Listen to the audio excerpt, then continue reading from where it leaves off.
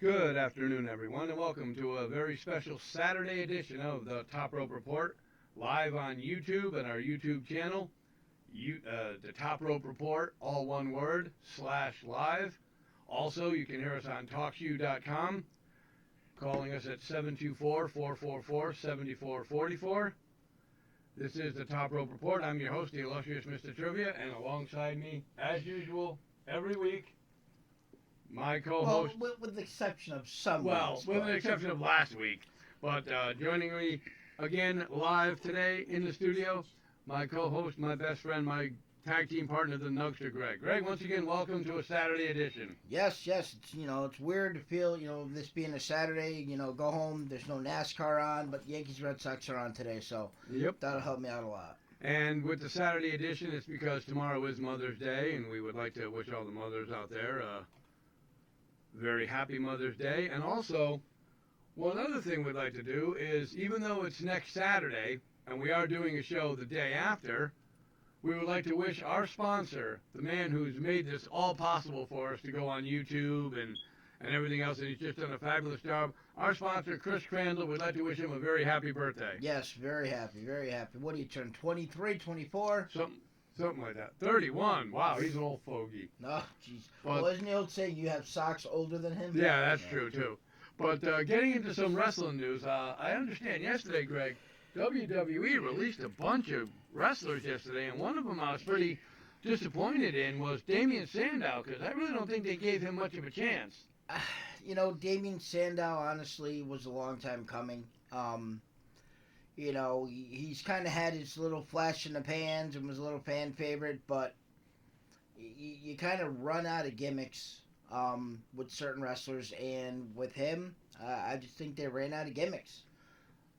I know, it's just, the other people I can understand, Cameron and Hornswoggle and Santino Marella. Yeah. Well, Santino was kind of a surprise because, I could have sworn he, quote-unquote, retired about 6 months ago due to injuries that weren't going to allow him to perform in the ring.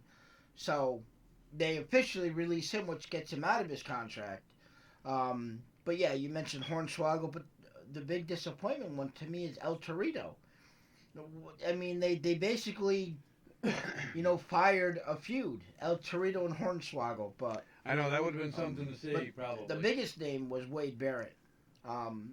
His time was near the end anyway, so they kind of did him, in my eyes, did him a favor by, releasing him on his future endeavors before his contract ran out. What are the chances of maybe seeing some of these guys appear in TNA? I've already read that both Hornswoggle, for some reason, and Alex Riley have already been contacted or in contact with TNA agents. As far as possibly performing for them, I don't know what role Hornswoggle would play. I can't think of any midget wrestlers that TNA has active on their roster anywhere at all. But Alex Riley, he could, you look at the way he is, the way he's, built, and his hair, he could easily enter into maybe that bromance team with, Robbie E. and that other guy, whatever his name is. That's how important he is to me that I don't remember his name. Unless you see Hornswoggle against Rockstar Spud. Yeah, that could be possible. That could be possible. That's something that we can definitely look into eventually. Yep. Also, we just got word yesterday that on June the 17th, it's on a Saturday, M&J Video Games and Collectibles and First Base Sports, are one of our other sponsors, is having an autograph signing with WWE Hall of Famer Greg the Hammer Valentine. Right. So that should be interesting to come down to see as soon as we get all the... We got to talk to John. We got to sit down and say, hey, listen. I know these talents, they don't go back home on Saturday. They're probably not going back home until Sunday, when usually I don't work on Sunday. This weekend it's a little flip-flop. I'm off today and I'm working tomorrow. But, like he's doing his Pack Wars thing and he does... monthly. He's actually doing that on a Sunday, which I'm kind of interested in seeing what it's all about and going down and checking that out with you, on the 15th.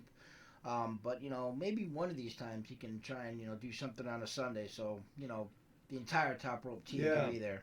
Hopefully, I totally agree wholeheartedly because I feel like a fish out of water without my tag team partner there, and we have other members of the Top Rope Report that help us out, and we are going to Northeast Wrestling tonight, which I'm really looking forward to. Not only because we get to see Bull Dread against Wrecking Ball, but this is a Northeast show that I get to see with the Top Rope, with my partner, the Nugster, and we're definitely looking forward to doing some interviews, and it should be a good show. Matt Hardy's going to be on the card. Yep, we saw him at the BTW show. He was pretty good there. Yep, he's going up against the Army of One, Brian Anthony. It's just kind of interesting to me that we had that I Quit match with Jeff Hardy, which was televised 2 weeks ago. So it happened 2 weeks ago, although it was a month ago. And he was, a swanton off the top of a stanchion through several tables, so he's supposed to be hurt.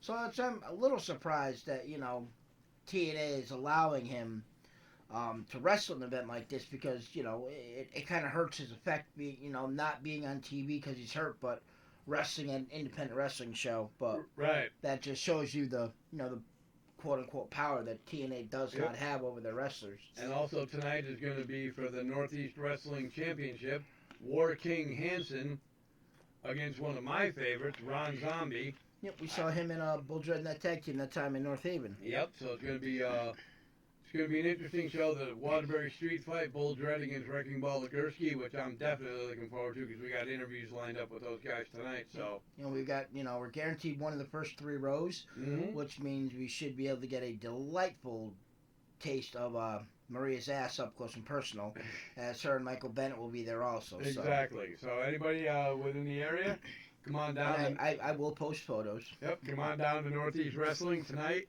at the Waterbury Police Athletic League. Show starts at 7 o'clock. Come on, the Top Rope Report will be there. Just come on down, say hello, and we'll definitely be there enjoying the show and enjoying the crowd, and hopefully we'll have a great time with everybody. Yeah, and just getting back to those 8 released wrestlers, or wrestling talents as you may want to call them, because it'd be very, very debatable as to whether Cameron was actually a wrestler, but Zeb Coulter was also let go. Yep. And there were 3 other interesting names that were either quote unquote brought up or not brought up as possibly being released. One was Summer Rae. There was speculation that she was going to be being released because she hasn't been around much. You haven't seen her close to being on the chopping block. Being part of that Bad and Blonde crew, or Blonde and Bad, whatever you want to call it. But the fact of the matter is that Naomi and Tamina are injured, and Lana's reunited with Rusev, so there's really only a Blonde. So she's just temporarily off TV. Another one that surprisingly I read was that speculation was that Randy Orton might have been the quote-unquote big name that they were talking about being released, as he's just not looking like he's recovering from his injuries. Right. Originally they'd hoped that he'd be back in and around WrestleMania. Then it was, maybe it'll be by Money in the Bank. Now they're saying that he's not even going to be able to start training to get back into the ring until mid to late June, and that puts him on the line to even miss SummerSlam. So there was speculation that he was possibly going to be re-released, as there was something up with his profile on WWE.com, but all that's been fixed. He's not going anywhere. They'll bring him back when he's ready. But just relaying back to the Santino Marella, he retired, but because he's still under contract, he can't do anything else without WWE's permission. There's that one name that, he retired, he's no longer in the ring, but he's still under contract, and I think Vince is going to keep him under contract until the very, very last minute, and that's Daniel Bryan. What do you think about it? Just the fact that, he's not going to wrestle for WWE again because they're not going to let him, so he tried doing the honorable thing by retiring, and they just still won't let him out of his contract. Well, we've talked about this in the past, and I think if you're going to keep the guy under contract and you're going to pay him, put him to some use. He doesn't want it, though. He wants to either be in ring or nothing. Well, then if he's not going to be in ring, he doesn't want to be a correspondent. He doesn't want to be one of those pay-per-view pre-show panel guys or something like that. Vince would like him to do that because, just a fan reaction for it would be good. But if he's in the WWE, he wants to be a performer, not just a talker. Yeah, I mean it's. I mean I agree with you 100%. I mean that's just crazy what they're doing. I mean, you know, it was basically the same thing with Rey Mysterio. I mean, Rey Mysterio was out of the WWE for 2 years, and he was still being paid. Yep. And I'm a firm believer that, you know, if you're going to keep the guy under contract, he's already been cleared by numerous doctors. But and that's the thing is the whole point is, okay, even the WWE doctor said that Daniel Bryan is healthy and cleared enough to wrestle. But protecting him against himself by not letting him wrestle again, because if it happens one more time, I mean, it could kill him. I mean, it could not only could it, end his possibility of ever walking again, serious injuries, but, serious brain injury could kill him. I mean, there's speculation that's what happened with China. All the bumps and bruises and everything, she was, relatively healthy. I mean, she didn't look like she was in, the best of shape, but, medically there wasn't massive things wrong with her. She just passed away in her sleep, and it was, possibilities is due to, several bumps to the head. Yep. And they just don't want to see that happen to him, so they're kind of looking out for his, well-being. And I think that's one of the reasons why she donated her brain. Yes. Yep.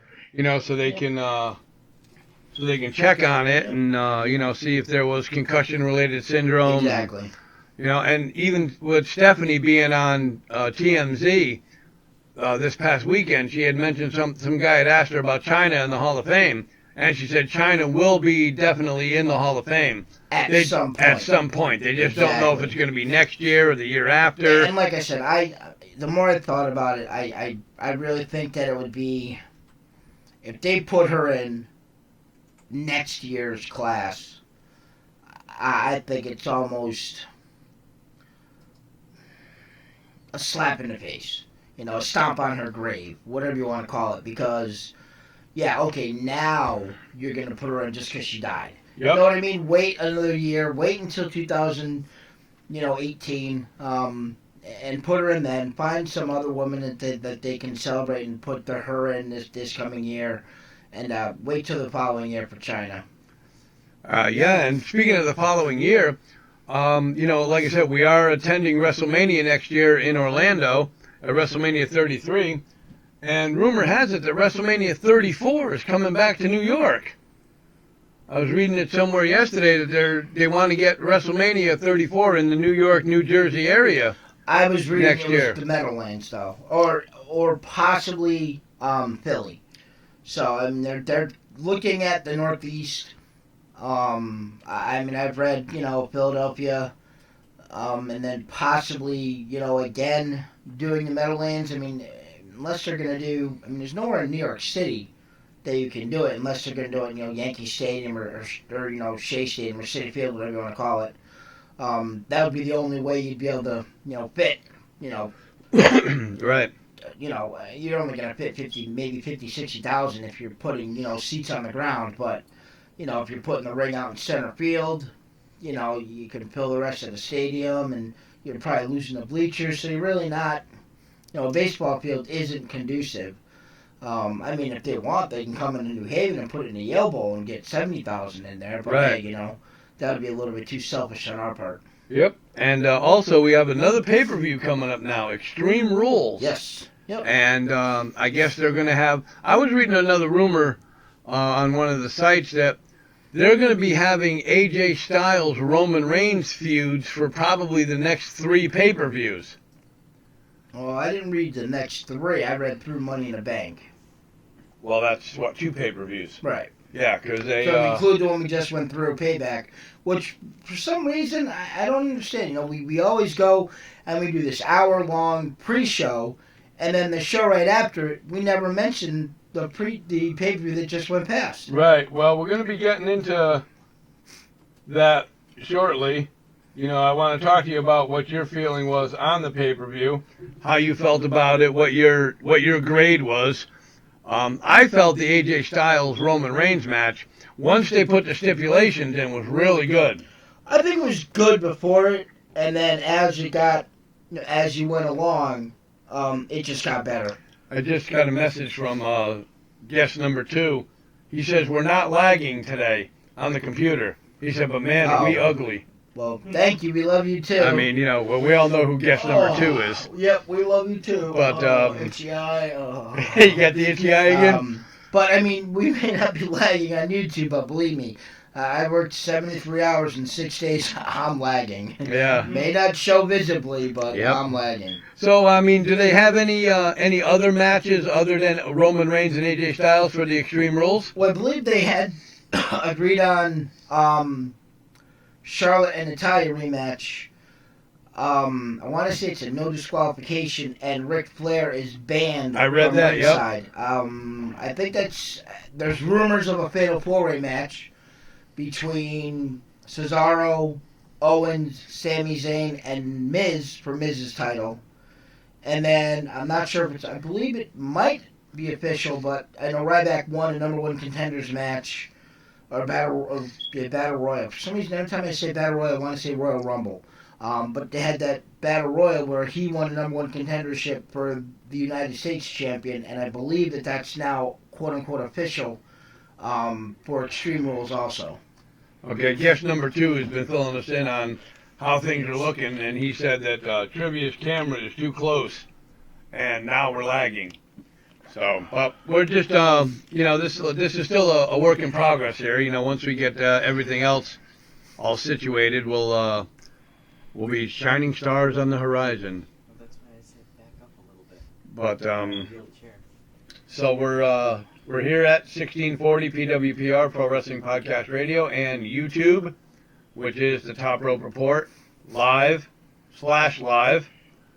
And also, like I said, 1640, the Top Rope Report. You can call us at 724-444-7444. Slash live? Or Space Live. Oh, okay. You confused me for a second. Oh, yeah, that's another thing I want to talk to you about, too. I saw this past week. I didn't Darren know. Young. Yes, what about Darren He Young? wants to be repackaged by Bob Backlund. Yeah, there was I thought there was actually a segment on There was a SmackDown segment. Yeah, there was. with it, Yep. which is very, very interesting that they'd be bringing. Sorry, I'm just. That's okay. And for a lot of people who don't know, speaking of Bob Backlund will be appearing at the Meriden, Connecticut Library Monday, the 9th at 6:30 p.m. He's going to be talking about his book. He's going to be meeting fans and, maybe taking pictures, signing autographs. What time's that? That's at 6:30 Monday night, May the 9th, at the Meriden, Connecticut Public Library. So you want to stop down and see the former WWF heavyweight champion and WWE Hall of Famer, Mr. Bob Backlund, come on down to the Meriden Public Library. But this thing with Darren Young, which was funny because he said to Bob Backlund he wants Bob Backlund to be his life coach. Right. And Bob Backlund had said something about, well, I'll be your wrestling coach. And Darren Young's like, no, I got this wrestling thing down. I just need to be a life coach. Bob Backlund screams into the camera, wrestling is life. And so this is going to be interesting to see what kind of partnership they're going to have. Yeah, and Bob Backlund returning out of the blue is kind of interesting to me. Yeah. Anywhere did you read his possible re-involvement with WWE? So kind of, Bob Backlund was an excellent wrestler. He was, a chubby Bret Hart back in his day. Very excellent technical wrestler. Met the man personally. Years and years ago, came into a restaurant that I was working at with a bunch of his kids that he was coaching from the Glastonbury High School. He dropped them off there and went across the parking lot to the bar. And he was just a really nice guy, really genuine, and I've always been a good fan. Yep. I mean, Bob Backlund back in the day was everything that was good about pro wrestling. They used to call him the All-American Boy. He's, going off the deep end a little bit there for a little while, but he's always been one of my childhood favorites growing up, and if I can get a chance to get down there on Monday, I'm definitely looking forward to seeing Bob Backlund. But we got about 11 minutes here before we get into nuggets of news, so we're going to be talking a little bit more about the pay-per-view. What grade would you give the last pay-per-view if you had to grade it on a A through F scale? Well, like I had said, I didn't have high expectations for this Right. show at all.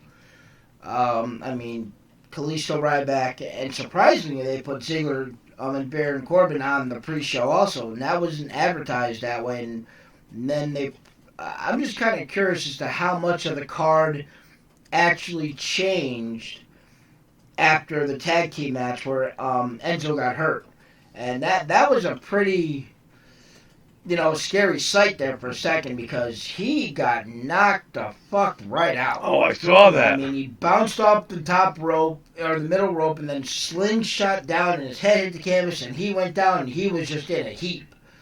And the Vaudevillians, they kept doing like they're supposed to do, and then the referee, came in, and you could see how, quote unquote viciously he pushed him away to get off so he can check on him. And then 2 seconds later, he was putting up the X, and they were getting people out there, and they showed on Instagram, and I think I may have seen it on Facebook, the cell phone recording that the New Day was taking of it. Right.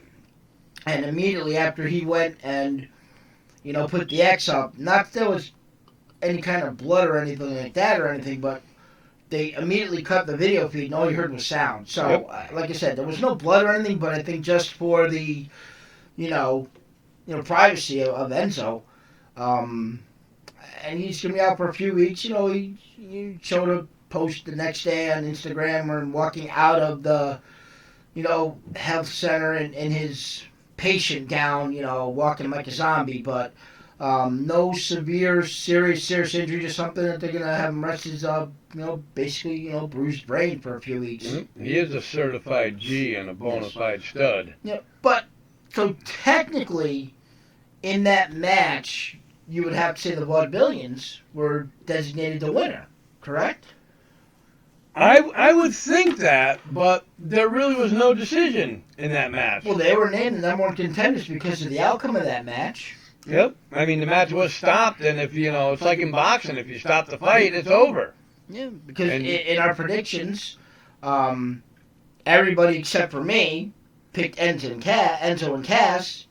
So if by default, I won the pay-per-view prediction challenge once again. Yeah, well, don't pat yourself in the back. That's only 20 inches away from a kick in the ass. But I mean, I think I didn't like the ending of the Charlotte and Natalya match. I think the ending was okay, being screwed over by Charles Robinson, but I think the ending came too quickly. I think she should have left her, she should have left in a sharpshooter. 10, 20 seconds maybe, not 2 or 3. Right.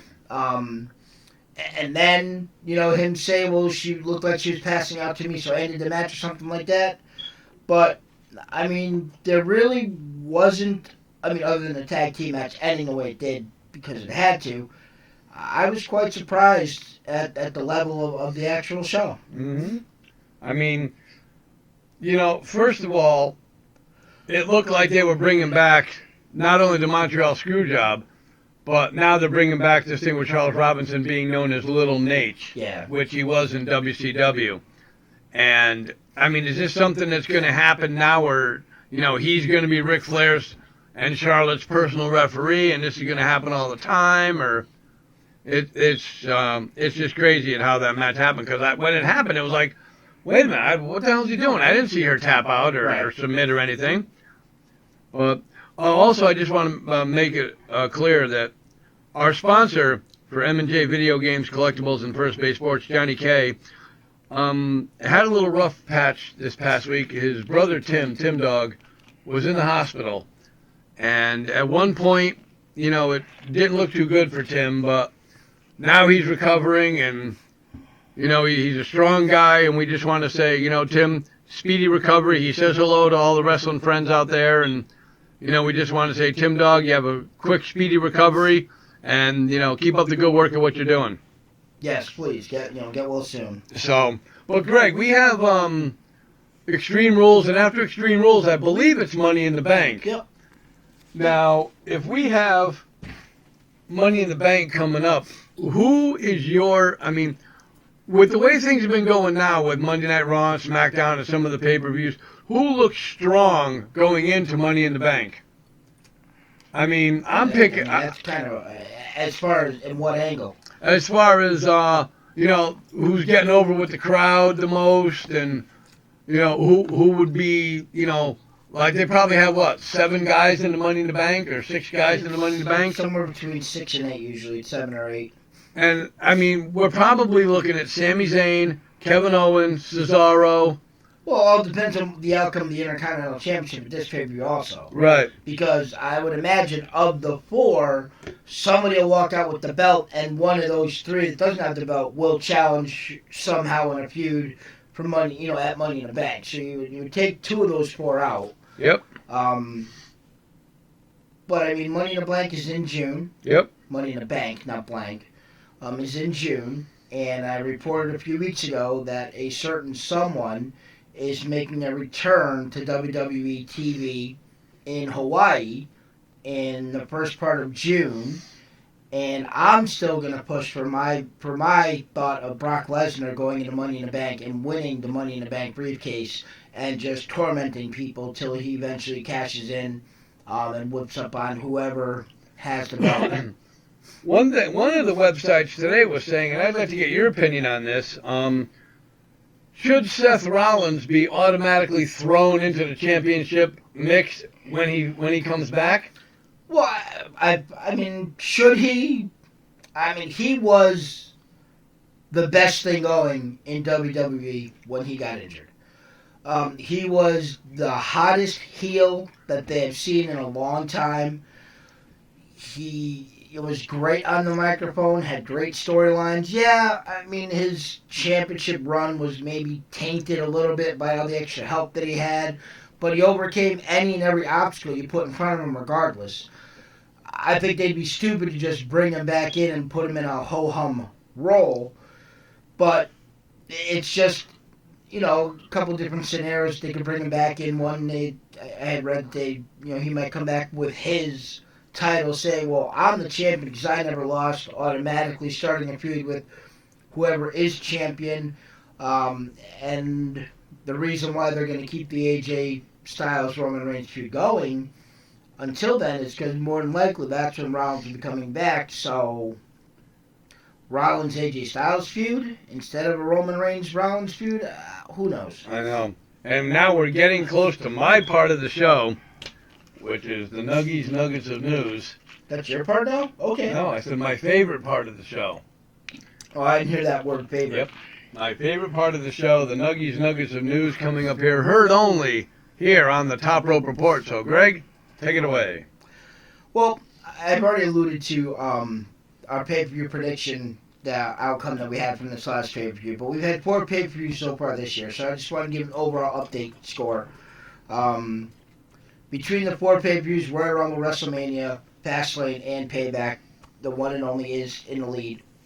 Tony Black and Joe are tied for last. Tony Black had that disastrous Fastlane where he didn't get one prediction right. And Shirley has 3 predictions behind me as of right now, so we may, I'm thinking, I was actually looking online and ordering some type of little belt that we can have for the winner to quote-unquote have, but as the show develops and stuff happens, we'll get into more stuff like that. Wait, before you finish, speaking of saying ordering belts and everything, Johnny K got these replica rings at the store, and one of them is a fantasy baseball championship ring. Oh, okay. And I tried it on my finger the other day, and I said, wow, I'm in second place. Maybe I should, so who knows? If you win a fantasy baseball league, we can get that ring for you, and you can go and. Believe me, I'm in 4 different leagues, and I'm only above 500 in one of them. 2 of them, I'm in dead last place. One of them I'm at 500, and the other I'm in 3. I'm in 3rd place out of 12 teams. So that's a tough league too. Yep. But Nuggets of News. Turn that around so you can see this nice new hat that I've gotten. But exciting news for people that don't have cable. That I don't have cable. I don't really watch cable. I don't have a lot of time for cable. And do I want to get cable just so I can watch the USA Network and watch Monday Night Raw and SmackDown? Well, Hulu starting next year, we'll be broadcasting both Monday Night Raw and Thursday Night SmackDown live, as it happens on regular cable TV. They'll have their own, I believe the negotiations parts were having their own little advertisers in, but USA Network is granted, hey, you know what, you can put your advertising on, but when it's, a USA Network, program that they're advertising, they then have to show that. So those of you that don't have cable TV, just watch everything, on the internet, as one of our sponsors does. Starting next year, you can catch those shows live on Hulu. And it's kind of surprising to me that they're doing that rather than having them, WWE just putting those two shows on their own WWE network. So Hulu must have, paid them, a decent chunk of change, because they could very easily put it on the network for people that want to watch it and maybe not have cable or anything. Right, either that or Hulu's just not getting the subscribers that they need, and this could be the shot in the arm that they need to get all them subscribers. We already talked about Summer Rae a little bit. She's not been released. She's just kind of been off of TV for a little while due to the fact that they just don't have a current storyline for her as the mainstay right now in the women's divisions for feuds is right now Natalya and Charlotte, and then they're starting to charm up with this Becky Lynch and Emma feud, which I'm hearing that they're gonna have some type of stipulation match against her at Extreme Rules also, so there could be two Divas matches on this next pay-per-view, which is far and few between. They normally don't have more than one match on a pay-per-view, but there's one name that we haven't heard in a while, and that's Sasha Banks. What's your thoughts on all of a sudden nothing with Sasha Banks? Well, with Sasha Banks, it's is there a hidden injury that nobody knows about? Are they really waiting for like another? All their pay-per-views, they have one each month. I think between Money in the Bank and then the next pay-per-view in July is the longest period I believe they go in between pay-per-views. It's like 6 weeks in between the two pay-per-views. And that last year, that's when they threw in that makeshift pay-per-view, the Elimination Chamber pay-per-view for only WWE Network viewers. It wasn't a pay-per-view; it was a free-for-view on the WWE Network. So I can imagine them doing something like that again this year. Yep, and I think Charlotte's been having some good programs with Natalya. Mm-hmm. And if you throw Sasha Banks into the mix now, that's going to kind of take away from the Natalya-Charlotte feud. Just a second. Excuse me, I'm sorry. Sorry, folks. Nice catch. No Thank runs, you. no drips, no errors. Yes, thank you. I apologize for that, folks. Excuse me.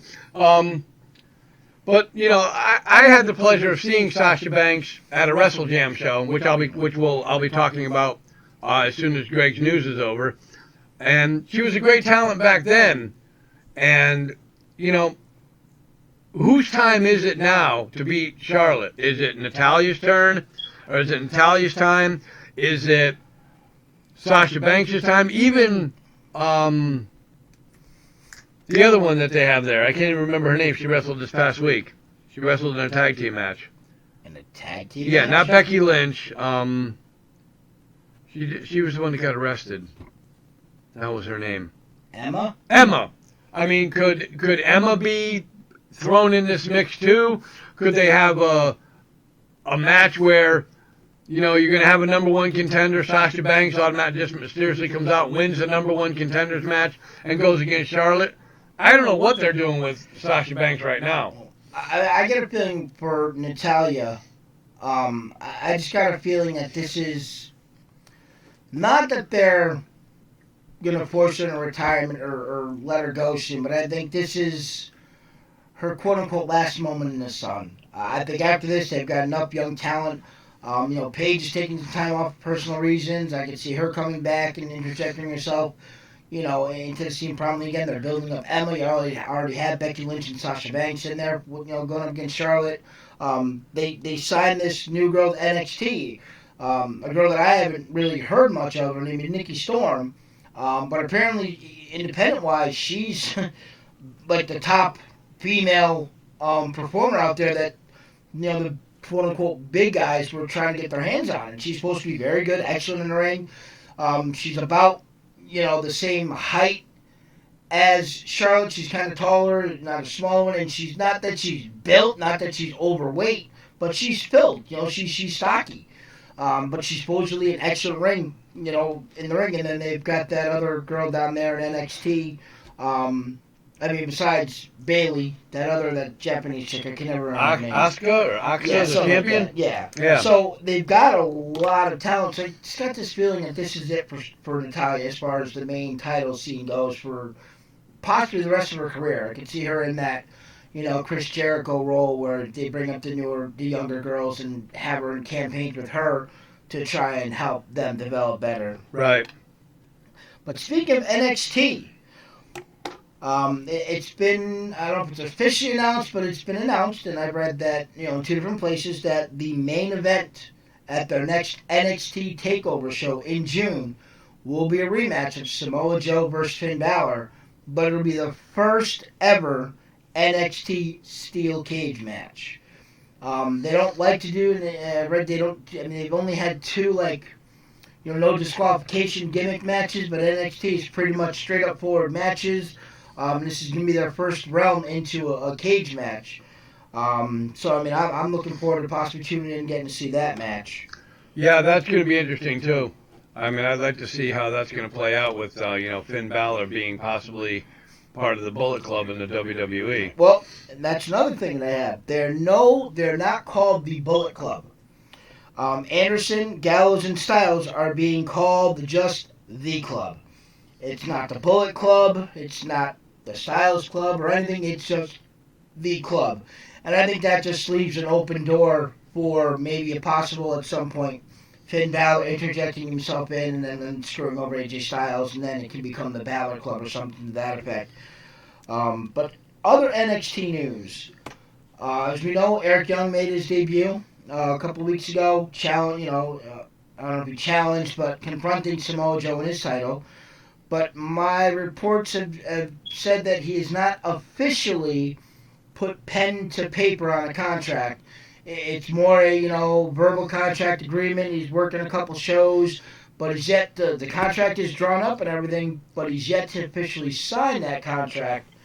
But on the contrary, a man that has yet to perform in NXT, just make an appearance, from what my reports I've been reading, is Bobby Roode has officially signed a contract with NXT. So with those two guys coming aboard, it was probably made it a little easier to get rid of somebody like Alex Riley or something in there. But how do you see NXT now? Is it better with Roode and Young? Is it worse with Roode and Young? Is it just TNA North because you've now got Samoa Joe in a very prominent role. You still have Austin Aries there claiming he's the best wrestler in the business, and now you're adding Eric Young and Bobby Roode. You have four former top talents of TNA. Right. And they're all in NXT. So, what are your thoughts on this? Well, I've never been a big Eric Young fan, and somebody had said to me on my Facebook page the other day, with Eric Young signing with NXT, would the WWE, and I thought of you when I read this, and I said, if the Nookster reads this, he's probably going to go batshit crazy. They were saying, is it possible that the NXT wants to make Eric Young the second coming of Daniel Bryan? And I thought about that, and it's like, that won't happen, but does anybody remember James Storm? How long was James Storm in NXT before he left? He never signed with NXT. And that's the thing. Yeah, he did a couple performances, he was, around, but he never officially put pen to paper. Was kind of wrestling on a show-to-show agreement. I would have loved to have seen James Storm and Bobby Roode team up in NXT. That would have been a great team. But Bobby Roode, I've liked Bobby Roode when he was in TNA. He was a good talent, good wrestler. Yeah. Eric Young, well, for me, I think the book is still out on him, and if he makes a success of himself in NXT, well, good luck to him. And NXT is building themselves up slowly. They are getting TNA talent. I'm just curious as to see if any of the, like we talked earlier in the show, if any of the recently released wrestlers are going to sign on with TNA Right. and try to give themselves a bigger push. Yeah, I mean, I can't see Wade Barrett going to TNA. I mean, weirder things have happened, but I think he thinks that would be beneath him. I don't know what his intentions are now. I know he had mentioned something about going into the world of acting on a couple of different British shows or whatever I read a while ago. But even in TNA's heyday, I'd always said there were 4 people on the TNA roster, and only 4 people on the TNA roster that I thought would have any chance of making anything in the WWE. One obvious, Kurt Angle. I would love for Kurt Angle to come back. He was one of my favorite wrestlers when he was active in the WWE. And then the other 3 were Bobby Roode, AJ Styles, and Austin Aries. So, I'm almost there. 3 of the 4 are here. Kurt Angle, he's still, taking his year off and doing little, shows here and there and stuff. But, see what happens. Maybe, next year's WrestleMania, we have a Jack Swagger, Kurt Angle main event for the title. Yeah, but that would be, we just want to let the fans out there know that Kurt Angle retired from TNA. He didn't retire from pro wrestling. Well, he said he was taking time off from wrestling on a competitive level for, an active wrestling role. He said he's not done with wrestling, but he needed to take some time off to watch some bumps and bruises. So he shows up every once in a while, at an independent show. Right. Basically. But 3 other names that you might be wondering, what's going on with them? There was a lot of, talk about Mark Henry having his final swan song and Andre the Giant Battle Royal at WrestleMania, and he would just ride off into the sunset. Well, that sunset hasn't set yet. He is still under contract. There were rumors that these releasings were coming, and they were going to be coming soon. And there was possibility that his name was going to be on that list, but he's kind of just, playing the, same game right now as Big Show and Kane, just kind of sitting around under contract, not really doing anything, as they're going in this, this quote-unquote rebuilding phase where they're bringing up all this young talent and trying to get them to be able to make names. And, you'll see Big Show and Kane make their, abbreviated appearances every, maybe one Raw a month or one SmackDown a month, just so you don't totally forget about them. But all 3 are definitely still under contract and with the company and aren't going anywhere as of right now. Okay. 2 other quick things. Usually try and keep these about 10, 15 minutes long. But we discussed Extreme Rules.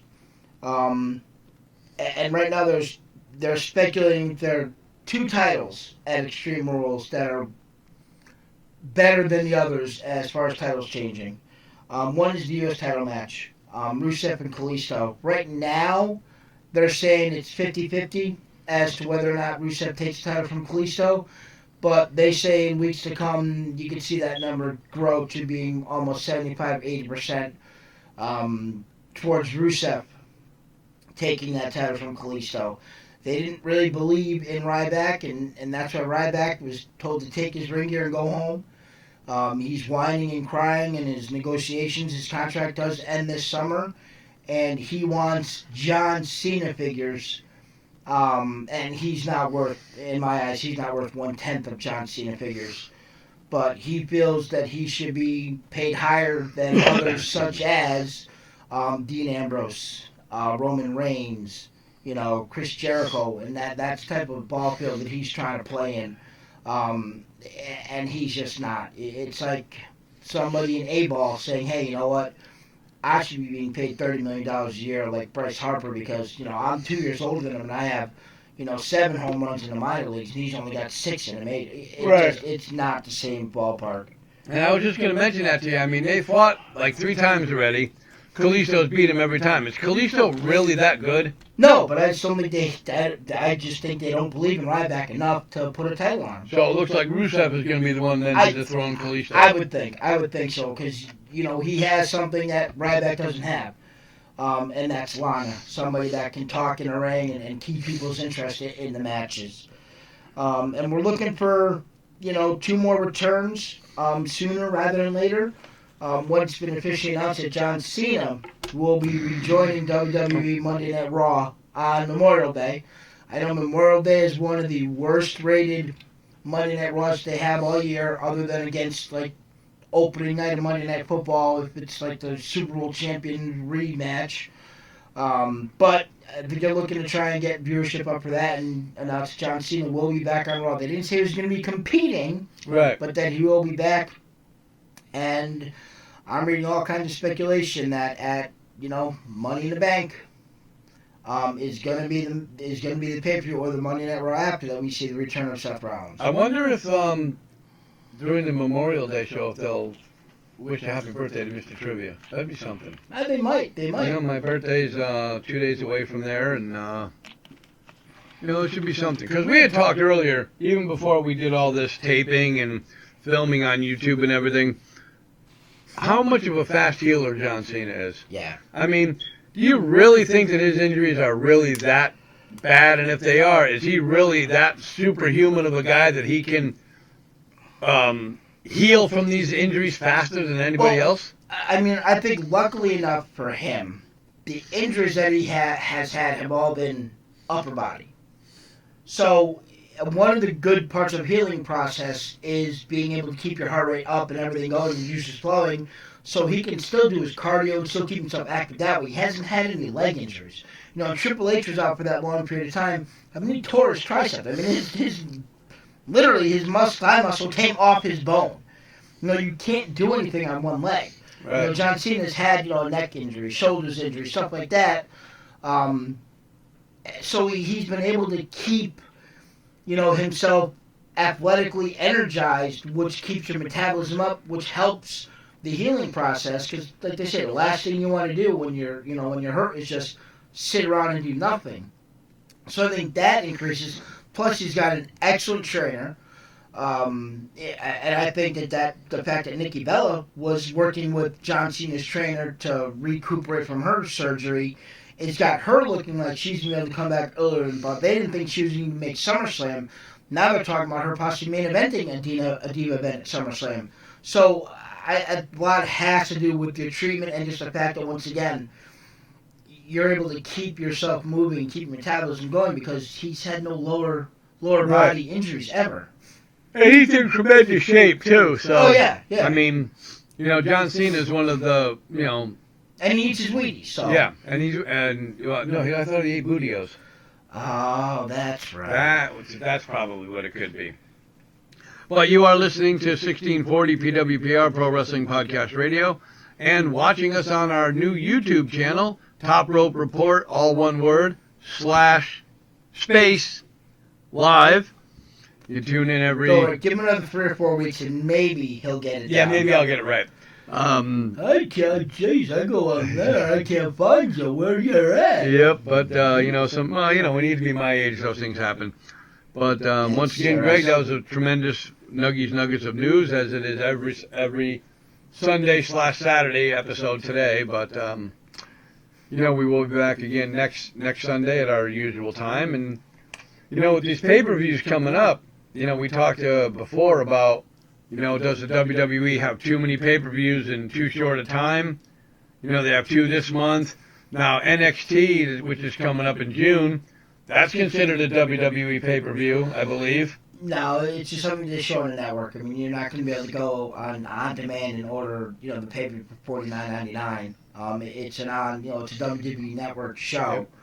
And it's not on a Sunday. It's usually, I think it's on a Friday or a Saturday before they would have a pay-per-view on a Sunday. So it's probably a show that they're doing in the same city or in the city around where Money in the Bank is, which will be on that Sunday.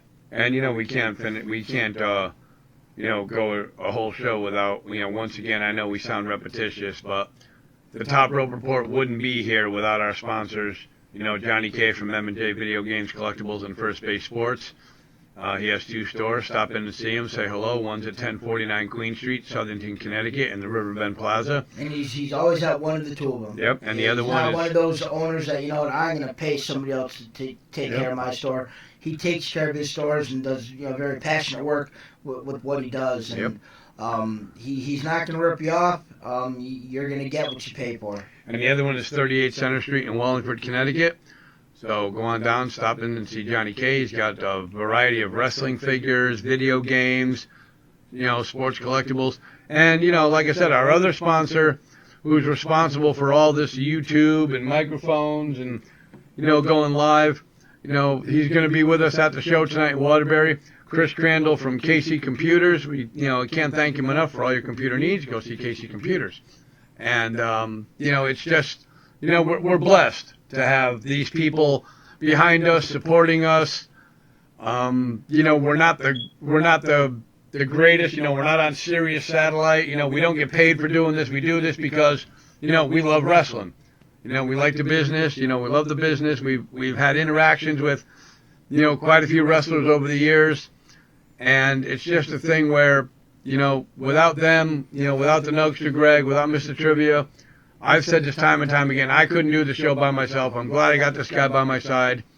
And it's just something that, hopefully the Top Rope Report will be on for many more years. So, but now with Monday Night Raw coming up, usually we always say Monday Night Raw is usually the best after a pay-per-view. Now, what did you think of this Monday Night Raw after the pay-per-view with Shane and Stephanie now running Monday Night Raw together? I didn't see that coming.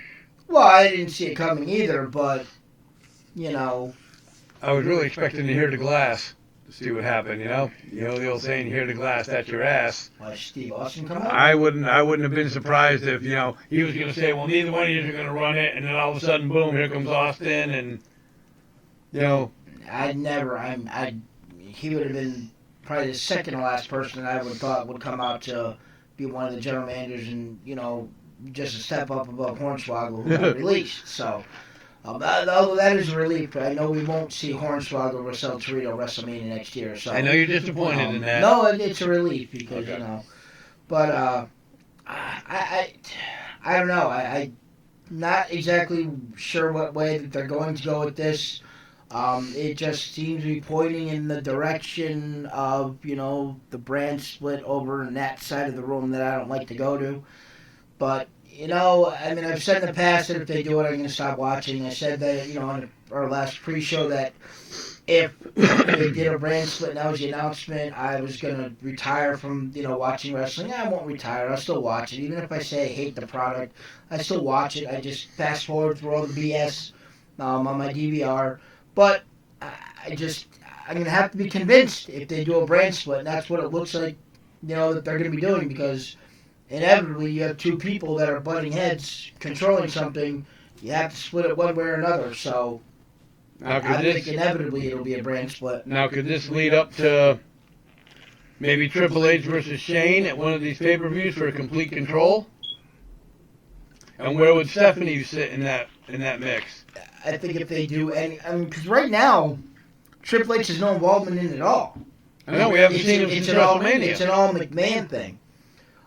So if there is a match, it'll be Stephanie versus Shane in a bra and panties match. So that would pique some people's interest. I mean, half interest in my end. But, I say that jokingly. But right now, I think if you're going to lead up to a Triple H Shane McMahon match somewhere, Shane's got to do something that really insults Triple H's wife, where he comes on and says, hey, she might be your sister, but she's my wife. You got to watch what you say, and then, confrontations happen. Yep. So, that's going to be interesting to see, what kind of direction the WWE and Monday Night Raw is going to go in with those two supposedly, running Raw, and, obviously everybody's not going to agree on the same decisions. Right. It could also come down to something where, I could have, brought up a scenario where they each kind of instead, he chooses a wrestler to wrestle, and then Shane chooses a wrestler to wrestle on his behalf, and Stephanie chooses Triple H, and Shane McMahon chooses somebody that constantly got screwed over by the Authority or is now going against Authority, maybe a Seth Rollins or Randy Orton, to wrestle for them. So then it's Triple H versus Orton at SummerSlam for complete control or something that way. And one thing that surprised me, getting back to the pay-per-view that they just had, one thing that surprised me is, Dolph Ziggler getting the crap kicked out of him the last couple of weeks by Baron Corbin. Now he beats him. Well, yeah, that, if you look at the track record of WWE, especially leading up to a pay-per-view, lose on Raw, win on the pay-per-view. Get the snot kicked out of you on Raw, win on the pay-per-view. And that kind of builds up to that with, the fact that they kind of try and throw that swerve at you every once in a while. That one of these times my way out of left field pick or right field pick in the parking lot will come true, because they'll do a true swerve and really, make you think something's going to happen, but then it doesn't happen. And we've gone a couple of weeks now without hearing anything from the Wyatts. Well, Bray's injured. Luke Harper's Haven't even seen Eric Rowan. Haven't even seen... Right, and all that is part of... Rowan, not surprised. Braun, little surprised, but that just goes to show you that Bray Wyatt is the Wyatt family. Without Bray Wyatt being there, WWE TV is missing a lot. But and that's why they put the Wyatts back together, because you had Rowan and Harper off on their own, and they were just also-rans in everything that they did. But with Bray Wyatt not being there, there's really not much you can do with the Wyatt family. Yeah, it's just, the injuries have just really decimated the WWE over the past year and a half, or however long it's been. And, it's one of those things where they're doing the best with what they have. Right. And sometimes it works, sometimes it doesn't. You've got all the guys coming in from NXT, and now you've got new guys coming into NXT. So wrestling, I think, for the next 5-6 months, should be interesting as to see where everybody's going to end up. Yeah. We are now getting close to the end of our special Saturday episode of the Top Rope Report. Like we said, we're not going to be on tomorrow because it is Mother's Day, so we're going to let all you, wrestling fans and everything else, go spend time with Mom, the very special lady in your life.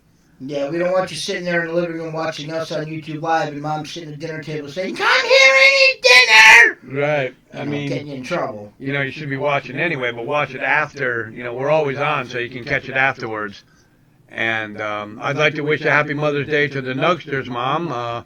I've known her for a few years, and she's a wonderful lady, so we'd like to wish her a happy Mother's Day. Absolutely. And also a happy, I don't know if it counts or not, but a happy Stepmother's Day to your lovely wife, Jess. The little Nugster is now in Florida. He had a birthday a couple days ago on Cinco de Mayo. And we hope everything's going well with him. And any parting words before we end this Saturday episode of the Top Rope Report? Like I said, we are going to be in Waterbury tonight at Northeast Wrestling. Stop on down, watch the show. Come by, say hello to the Top Rope Report. We'll be there, and just definitely looking forward to it. Just kind of interested in the next couple of Monday Night Raws and or SmackDowns. Extreme Rules just 2 weeks away from tomorrow. And, once again, I think they've only officially announced 2 matches. There's a couple matches that are, quote-unquote rumored to be, happening. But, kind of just, so they're going to have to develop. And with being Extreme Rules, most of the matches do have stipulations of some sort. So it's going to be very interesting to see what we're in for in this pay-per-view coming up over the next couple of weeks. Right, exactly. So, for the Nugster Greg, our sponsors, Johnny K and Chris Crandall from M&J Video Games. Oh my God, M&J Video Games, Collectibles, and Sports Cards, and KC Computers for the Top Rope Report. Tony Atlas here? This is the illustrious Mr. Trivia saying we'll see you tonight at NEW at the Waterbury Police Athletic League. Have a good night. Enjoy your Mother's Day. We'll see you next week.